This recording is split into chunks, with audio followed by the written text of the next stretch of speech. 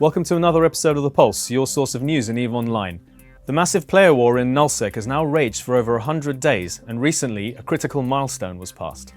It took 5 attempts for Pappy to anchor a keep star in Delve, including the world record-breaking fight in FWST TAC 8, in which 8,825 players took part and saw local peak at 6,557 pilots over the course of the 14-hour battle.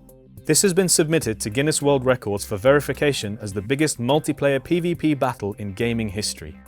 Many of the battles are streamed live on Twitch, so look out for streams from the likes of Imperium News, Ron USMC, and even CCP TV for live war coverage.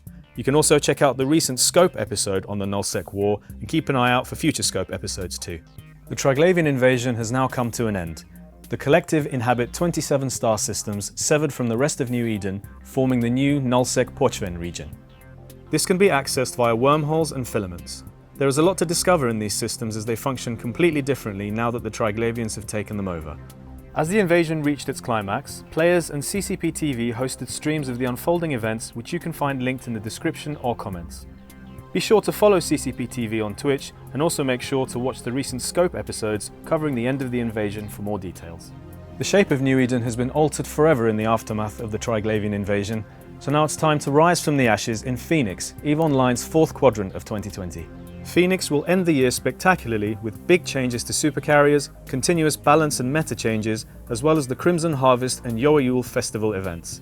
The awesome Phoenix Quadrant 4 cinematic trailer is now live on YouTube for your viewing pleasure.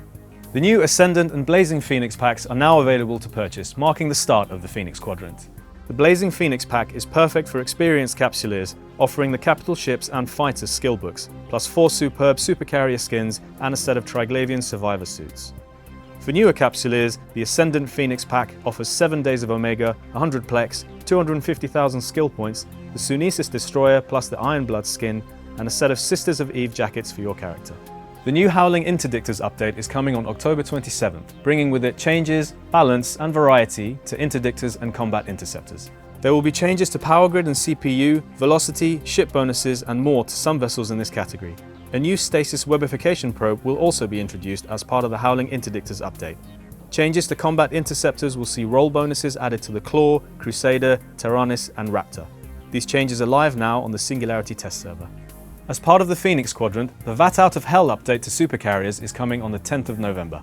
Introducing a new module for supercarriers, the Tactical Capsuleer Recloner will allow fleet members who are podded in battle to respawn inside a local fleet supercarrier and enter a fitted ship that is already stowed inside the massive vessel itself.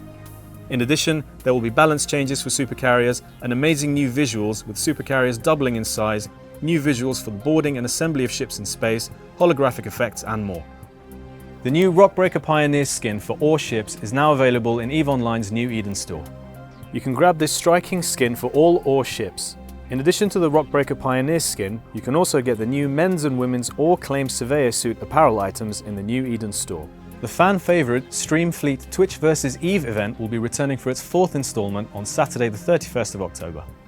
Twitch vs EVE 4 will feature a fleet of EVE streamers led by a record 7 experienced and well-known fleet commanders, such as Bjorn B, Greygal, iBeast, Baleful Dysnomia, and even our own CCP Aurora.